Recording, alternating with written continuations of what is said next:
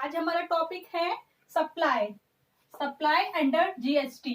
मैं आपको आज पढ़ाने वाली हूँ goods and service tax act. तो goods and service tax act में हम स्टार्ट करने जा रहे हैं क्या, सप्लाई।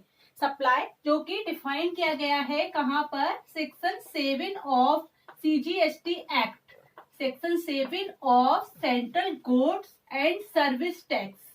कहाँ पर डिफाइन किया गया है, central goods and service tax में डिफाइन किया गया है। ओके, तो हम आज पढ़ेंगे सप्लाई। लेकिन सप्लाई को पढ़ने से पहले मैं आपको एक बात बता दूं, इस चैप्टर को हम बहुत डीपली पढ़ने वाले हैं और वर्ड बाय वर्ड एक्सप्लेनेशन करने वाले हैं इस चैप्टर का, बिकॉज इस चैप्टर का कॉन्सेप्ट आने वाले कई चैप्टर पर डिपेंड है। इस चैप्टर को हम कहते हैं गुड्स एंड सर्विस टैक्स का बेस। क्या बोलते हैं, बेस बोलते हैं। इसलिए हम इस चैप्टर को क्या करने वाले हैं, डीपली एक्सप्लेन करने वाले हैं। ओके, तो आज हम पढ़ेंगे सप्लाई जो कि डिफाइन किया गया है कहां पर, सेक्शन 7 ऑफ सीजीएसटी एक्ट में। ओके, चलिए स्टार्ट करते हैं। लेकिन स्टार्ट करने से पहले मैं एक बात बता दूं, जब भी हम किसी भी एक्ट को स्टार्ट करते हैं, किसी भी एक्ट को स्टार्ट करते हैं, तो उसको स्टार्ट करने से पहले क्या होता है, सबसे पहले होता है टैक्सेबल इवेंट होता है। उस टैक्सेबल इवेंट, अगर वो इवेंट हैपन होता है तो ही माना जाता है कि वो गुड्स एक्ट एप्लीकेबल होगा या नहीं होगा। Okay, same as it is इसमें भी ऐसा ही है। तो जीएसटी में जो है एक टैक्सेबल इवेंट है, जीएसटी में भी क्या है, टैक्सेबल इवेंट है, वो है सप्लाई।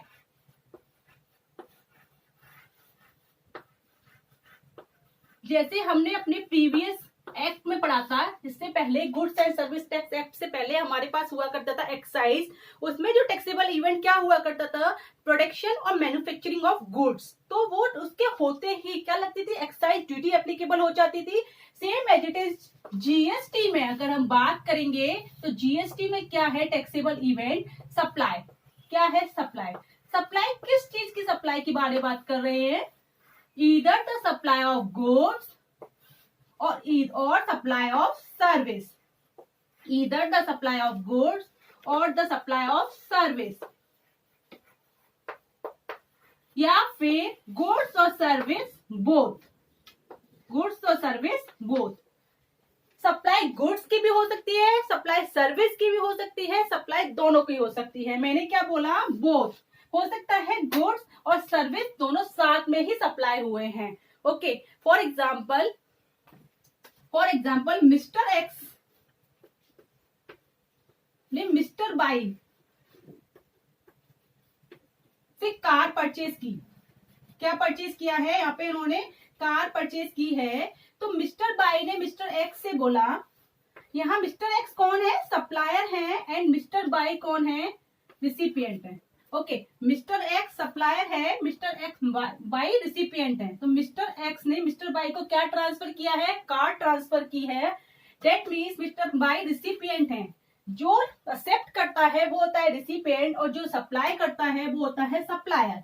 ओके, तो कार परचेज की। तो मिस्टर बाई ने क्या बोला मिस्टर एक्स से, मैं कार तो आपसे परचेज कर रहा हूं, लेकिन मुझे इसके साथ एनुअल मेंटेनेंस की सर्विस भी चाहिए। क्या चाहिए, मैंने क्या बोला, एनुअल मेंटेनेंस की सर्विस भी चाहिए। एनुअल मेंटेनेंस की भी सर्विस चाहिए। किसकी सर्विस चाहिए, एनुअल मेंटेनेंस की सर्विस। ओके, तब मिस्टर बाई ने बोला मिस्टर एक्स से कि उनको क्या चाहिए, साथ में एनुअल मेंटेनेंस की सर्विस भी चाहिए। तो इस एग्जांपल में क्या हुआ, गुड्स और सर्विस दोनों साथ में जा रहे हैं। कार क्या हुई, गुड्स हुई, और एनुअल मेंटेनेंस की सर्विस जो वो दे रहे हैं मिस्टर एक्स मिस्टर बाई को, वो क्या हुई, सर्विस हुई। तो यहाँ पर एक साथ गुड्स और सर्विस दोनों चीजों का क्या हो रहा है, सप्लाई हो रही है। Okay, I hope understand. Okay, तो यहाँ पे हमने समझ लिया सप्लाई। अब मैं समझाती हूँ सप्लाई के लिए 3 एलिमेंट का होना जरूरी है। कह सकते हैं 3 कंडीशन फुलफिल होनी ही चाहिए, तभी हम उसको सप्लाई मानेंगे। हमको 3 एलिमेंट चाहिए सप्लाई के लिए। क्या क्या होना चाहिए, तभी हम उसको क्या मानेंगे, सप्लाई मानेंगे। सबसे पहला एलिमेंट है, सप्लाई किसका होना चाहिए, सप्लाई गुड्स का होना चाहिए या सप्लाई सर्विस का होना चाहिए। हो सकता है दोनों का भी हो साथ में, जैसा कि हमने अभी प्रीवियस इलस्ट्रेशन में देखा। गुड्स का होना चाहिए और सप्लाई किसका होना चाहिए, सर्विस का होना चाहिए। और सप्लाई के लिए क्या होना चाहिए, सप्लाई के लिए होना चाहिए कंसिडरेशन। क्या होना चाहिए, रिसिपिएंट को क्या देना चाहिए, कंसिडरेशन। और तीसरा एलिमेंट है in the course of furtherance of business. इसका मतलब क्या है, इन द कोर्स और फर्दरेंस ऑफ बिजनेस।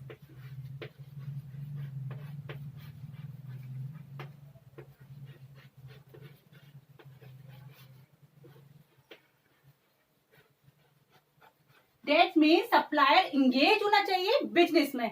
सप्लायर कहाँ इंगेज होना चाहिए, बिजनेस में इंगेज होना चाहिए। सबसे पहले किस चीज की सप्लाई होना चाहिए, गुड्स की या सर्विस की सप्लाई होना चाहिए। लेकिन गुड्स की जब सप्लाई होगी तो उसमें दो चीजें नहीं होंगी।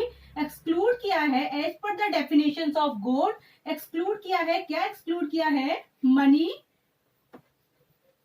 Money and security.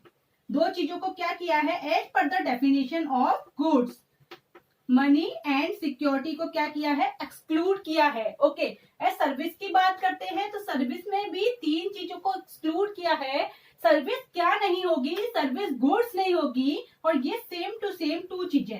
सर्विस क्या नहीं होगी, गुड्स नहीं होगी, सर्विस सर्विस होगी। जो चीज गुड्स नहीं है वो क्या मानेंगे हम, वो सर्विस है।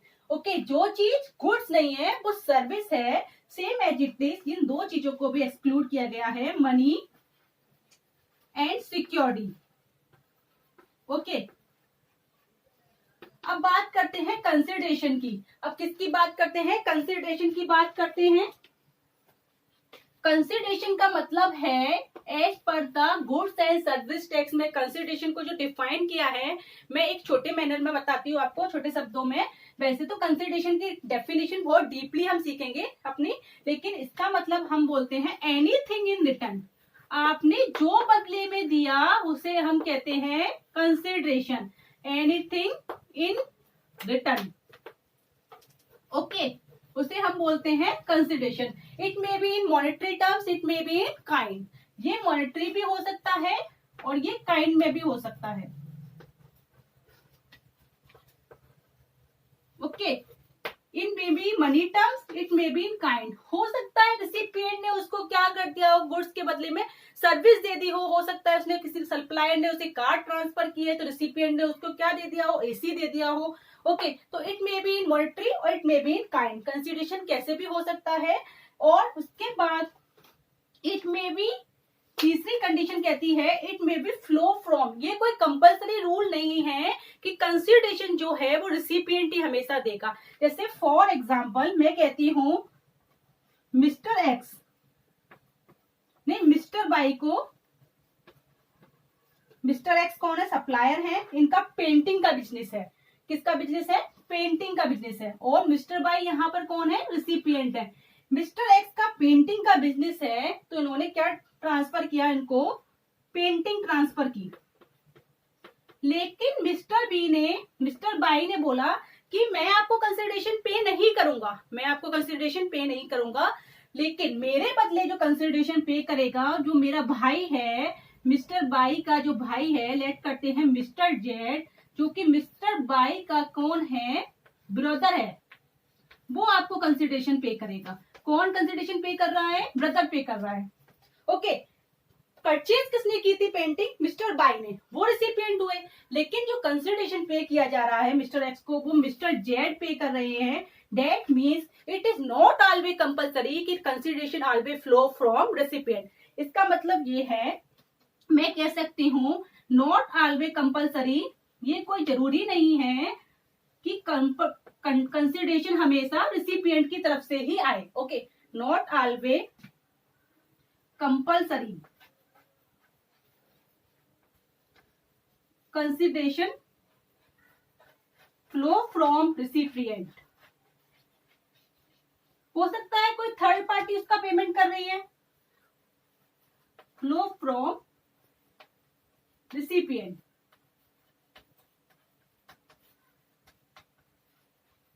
यहाँ पर जो मिस्टर बाई ने, जो मिस्टर जेड ने जो पेमेंट किया था on the behalf of mister by पे किया था। ओके, किसके बिहाफ पर पे किया था, on the behalf of mister by. की डेफिनेशन को स्टार्ट करते हैं। तो सप्लाई की definition means all form of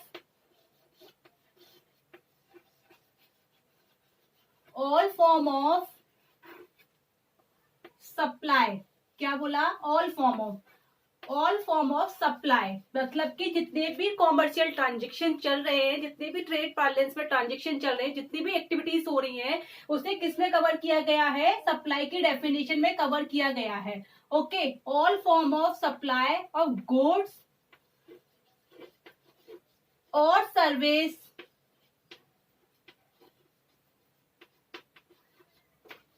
और बोथ, हो सकता है दोनों, जितनी भी एक्टिविटीज चल रही है, कॉमर्शियल ट्रांजेक्शन चल रहे हैं, वो सब सप्लाई की डेफिनेशन में कवर किया है। जैसे कि ये डेफिनेशन सच एज किससे स्टार्ट होती है, इसमें क्या दिया है, सच एज। दैट मीन्स ये डेफिनेशन क्या कहती है कि ये डेफिनेशन इंक्लूसिव है। ये जो लिस्ट में देने जा रही हूँ, आपको बताने जा रही हूँ, वो इंक्लूसिव है, वो एग्जॉस्टिव नहीं है। हो सकता है उसके अलावा भी कोई भी ट्रांजेक्शन और एक्टिविटी हो रही है, वो भी सप्लाई की डेफिनेशन में कवर हो जाएगी। जैसे cell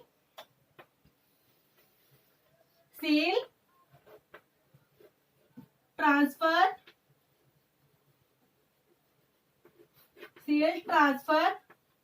water exchange,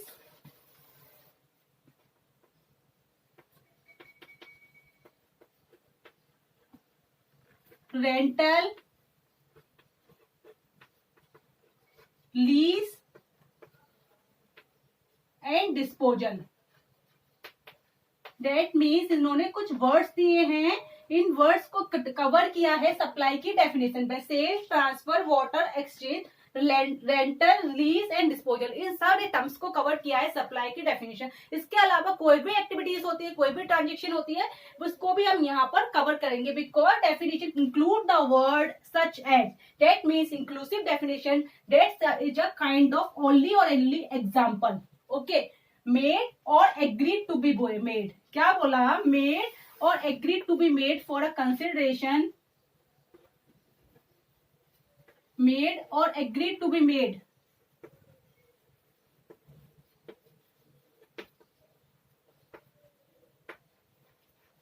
for a consideration,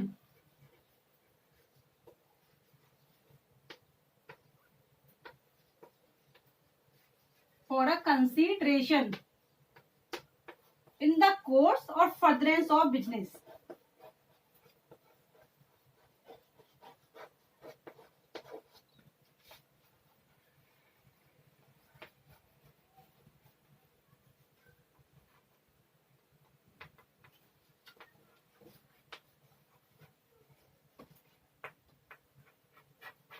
okay, that means या तो उसने करने का कॉन्ट्रैक्ट कर लिया है, दैट मीन्स वो हो सप्लाई ऑफ गुड्स और सप्लाई ऑफ सर्विस हो चुकी है, दैट मीन्स इसका मतलब है मेड, और या फिर एग्रीमेंट हो चुका है, वो फ्यूचर में वो सप्लाई करने वाला है, उसके लिए उसने क्या ले लिया है, एडवांस रुपीज ले लिए हैं। दैट मीन्स वो सप्लाई क्या होनी चाहिए, होने वाली है, फ्यूचर में होने वाली है। दैट मीन्स उसने क्या ले लिया है, कॉन्ट्रैक्ट ले लिया है। ओके, कंसिडरेशन का टर्म मीन सप्लाई को होने के लिए मैंने आपको समझाया था कंसिडरेशन का होना बहुत जरूरी है, लेकिन शेड्यूल फर्स्ट कहता है सीजीएसटी का, उसमें कुछ 4 एक्टिविटी ऐसी दे रखी है, अगर कंसिडरेशन नहीं भी होगा तो क्या माना जाएगा, सप्लाई माना जाएगा। वो किसमें दिया गया है, as per schedule first of CGST act. लेकिन उसके बाद जो कंडीशन मैंने आपको दूसरी बताई थी, in the course of furtherance of business, इसका मतलब ये है सप्लायर जो इंगेज होना चाहिए वो बिजनेस में इंगेज होना चाहिए। सप्लायर क्या होना चाहिए, बिजनेस होना चाहिए। ओके, अब हमने कंसिडरेशन भी समझ लिया है और in the course of furtherance of business भी समझ लिया है। ओके, इसका मतलब भी हम समझ ही गए हैं, सप्लाई हो चुकी है, वो फ्यूचर में होने वाली है।